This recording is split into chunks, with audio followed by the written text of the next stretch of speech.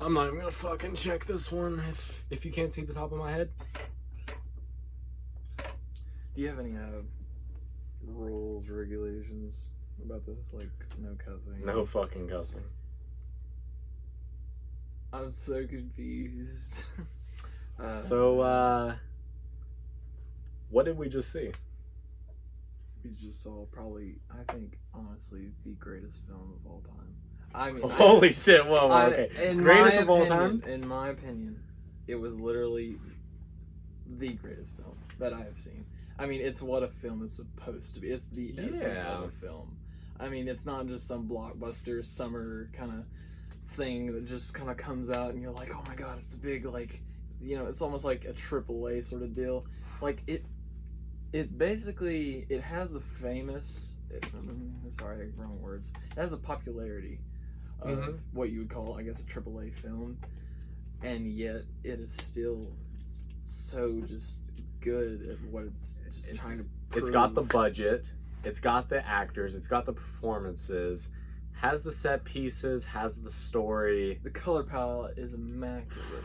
And what movie, before we get too out of ourselves, what movie are we talking about? 1, 2, 3, Joker. Yeah, I've been seeing, okay, so like, I just went online. Do you know what rating this has on Rotten Tomatoes? It better be 100. If it's not, I'm gonna be so mad. It's a fucking 69. Are you serious? Yeah.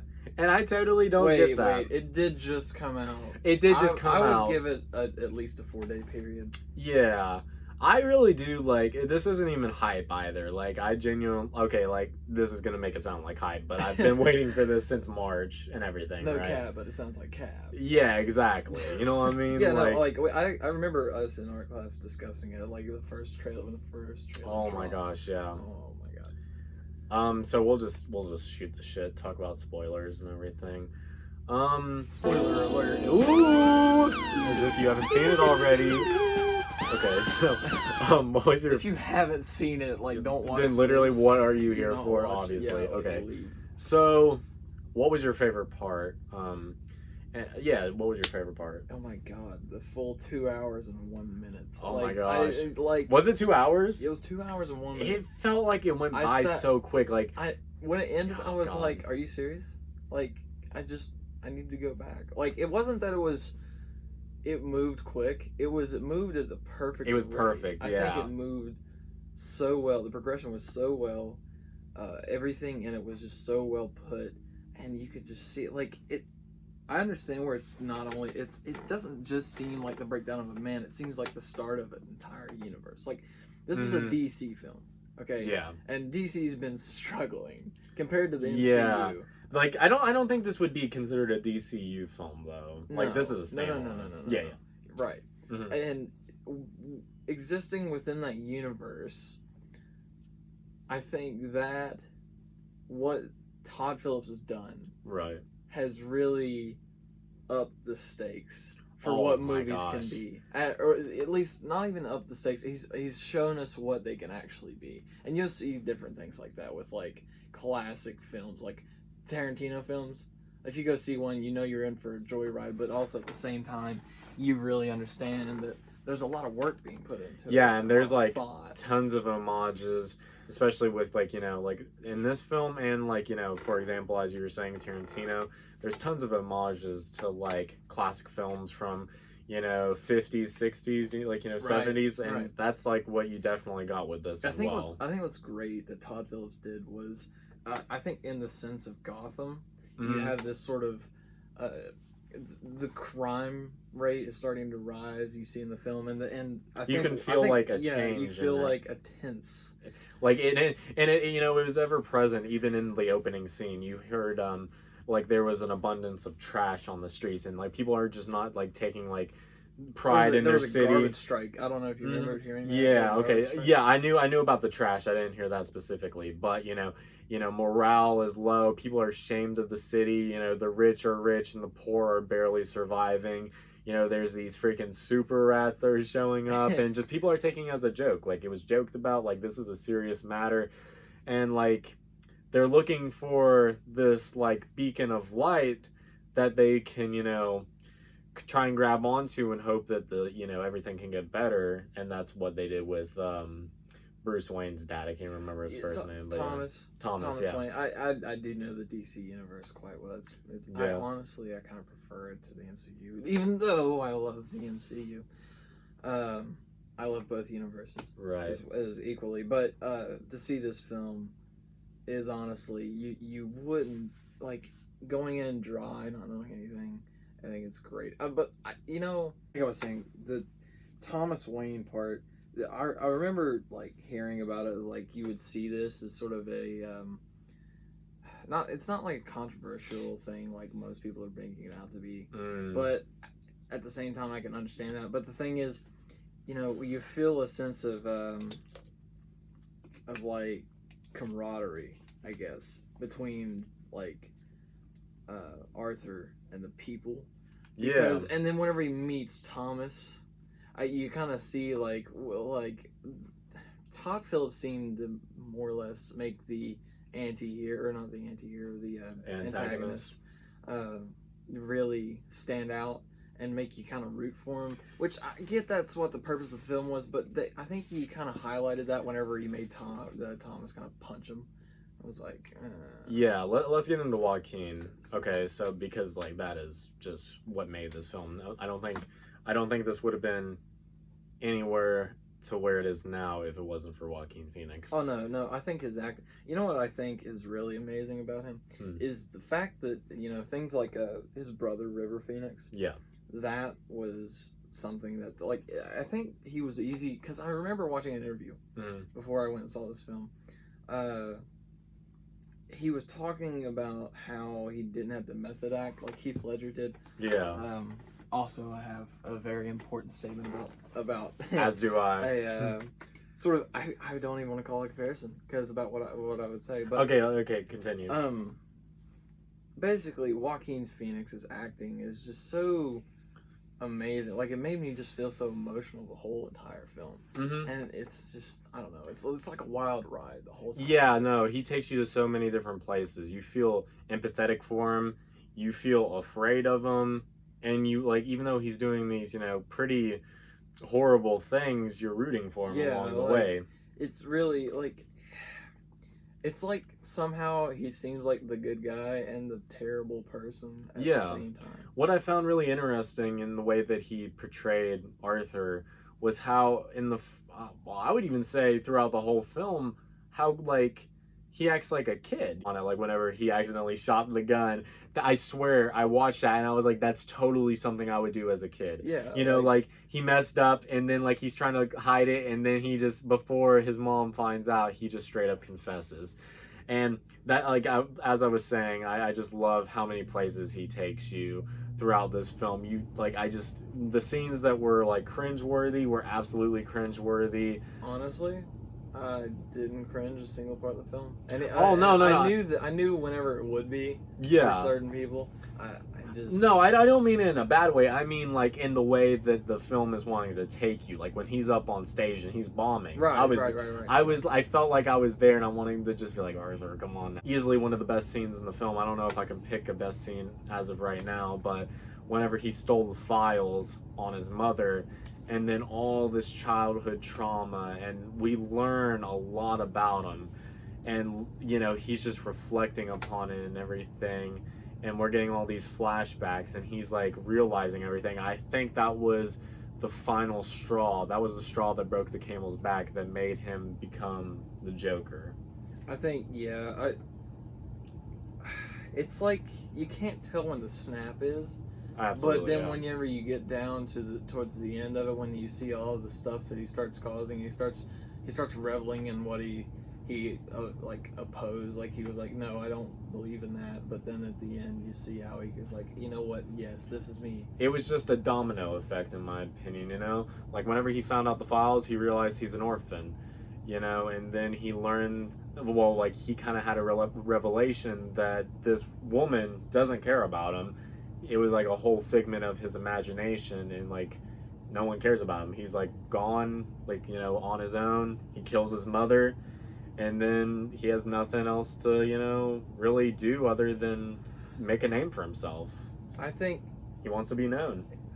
and it's like throughout the whole film you can tell psychologically that he is just struggling to say, like, he's trying to say no because I think he wants to be good and like be an honest kind of person. Yeah, that's what he's, you know, his messages throughout the whole first half, I would think. He's, you know, like, and even towards the end, he's just, why is everyone so rude? Why can't we smile? Yeah. One of my favorite scenes, I'll let you continue, but one of my favorite scenes is when he was walking out of his job and the sign up there said, "Don't forget to smile," and he marked out the "forget to." It was just, "Don't smile." I love that. You know, I thought that was really interesting. Kind of like, yeah, man. I thought that was really interesting visually and everything. Oh yeah. As you were saying. My statement. Oh yeah.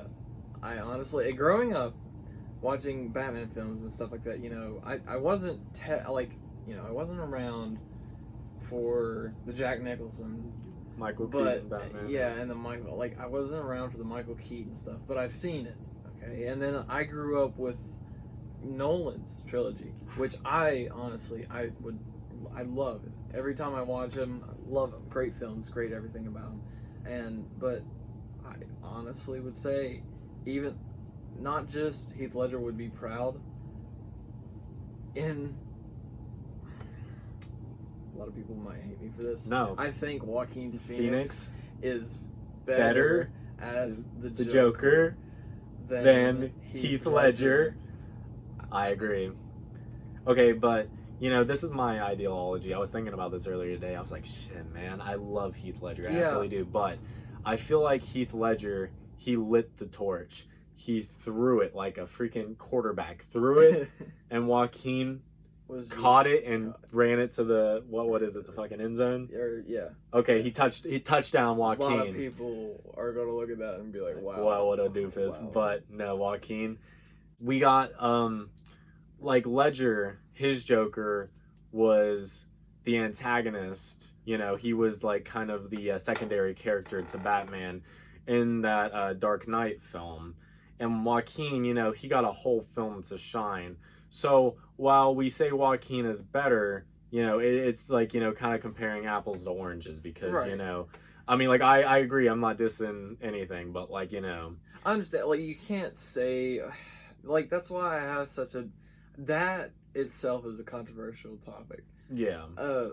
And that statement in itself is really hard to say. And I didn't think I would say that. I was honestly going in believing, like, yeah, he was really good. But, you know, everybody's got to love Heath Ledger. Then, I'll be honest, who cares about Jared Leto? I'm sorry. Jared Leto can he's good at fucking fall in a hole. Sorry. Jared Leto, if you were ever to see this, I love your acting and everything else, but never do the Joker, please. Jared Leto, if you're ever to see this... Stop. Watch the Joker film. And then just realize that part of your career should just not exist. Think, Joaquin Phoenix was an amazing Joker, and he didn't have to fucking torture his castmates like Jared Leto did. He sent them, like, used condoms and, like, dead animals, I'm pretty sure, or some shit like that. I don't know. It's more of a... Honestly, I think it's...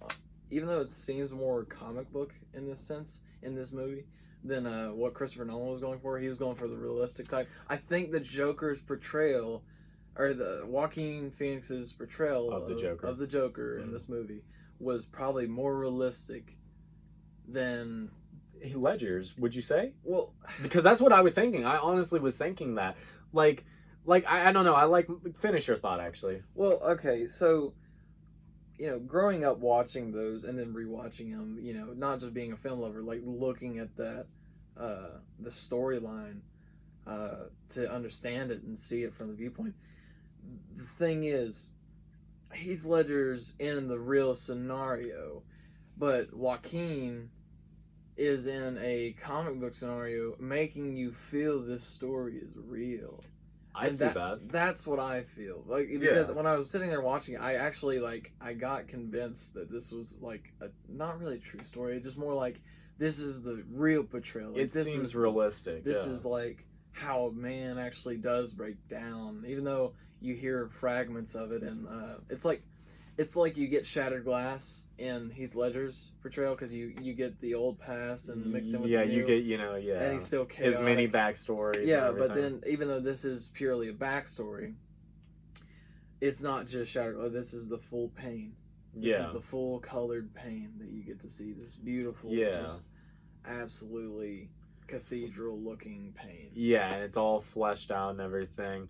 Um, what I like about Joaquin's Joker is, he's not like trying to start an anarchy. It just kind of happens around him. Yeah, He kills three Wall Street douches, and then everyone starts to actually and notice him and appreciate him. And in The Dark Knight, that Joker, from the get go, he just kind of wants to create chaos. I've watched thousands of videos and reviewed it myself and just like thought about it. And honestly, I'm gonna have to do the same with this to make the full comparison. But as of right now, my statement stands. I absolutely think Joaquin Phoenix is a better portrayal. In I wouldn't say defense, but just in my opinion. And one more thing before I actually have to go. I believe that this aesthetically just is so beautiful. It's just, I think not only is this great storytelling on a great, everything. It's like everything just aligned. It's like the planet's aligned for this film. Oh my gosh, yeah. But I think cinematography, acting, the directing, art in it, mm-hmm. The color palette. Oh my gosh, always it was keep beautiful. saying that. I mean, yeah, the choice of colors, the cinematography. I've seen only not too many I've seen a lot of mainstream films this year. Obviously, with some theaters. Same. Yeah, and I think this has the best color palette in cinematography. I think after the past 10 years, in all honesty, excluding films that are specifically about making art or something like that. Yeah. This as far as making a movie and telling a story, I think this has the most aesthetically pleasing in the last 10 years to anybody who watches it. Absolutely, man. I couldn't have said it better. So, and just to have a brief thing, whenever I was watching it, it reminded me, how it's kind of a standalone. It reminded me on the Marvel spectrum of a standalone, like the film Logan. Yeah, that's what it reminded me a lot of, because the color, the directing, and everything was beautiful. But I think this one was probably better than Logan. And that's actually funny you say that, because Logan is actually a really also aesthetically pleasing film. That's what I was gonna say. But the thing is, it's like it's all just one tone, and this is multiple. Yeah. So it almost makes the chaos come out within the. You don't need to see all the riot scenes 24/7. You don't. You just see you see what 2 to 3 acts that have the riots in them, and even that what makes it great is that it's not just one color or two colors. It's not two tone. It's not tritone. It's like a soul. Oh my gosh! This movie is like it was made in a soul. One thing that you'll never find during this film is that you'll be sitting there, and if you remember, you ever read anything up after Christopher Nolan's, some took part in Chicago, some in LA, and some in New York. In all honesty, you would have to look really hard to figure out what setting it is, but in my opinion, I can watch this movie and believe that this is a real city and not just I didn't think I was sitting there going, oh well, that kind of looks like New York skyline, or this kind of looks like Pittsburgh or Philadelphia. This doesn't look like this kind of looks like Philly. I totally agree. I didn't think that at all. I didn't think for one second that anything looked like Chicago or Boston. Or I was in the film. I was intrigued. I think this film grasps you and puts you on a roller coaster, and it's a fun one, and it even if you think you don't like roller coaster, it's something that you will enjoy the whole time. Absolutely, it's not for family. Oh yeah, totally. if they have to ID you at the ticket counter, it is well deserved. Actually, I think it's well deserved.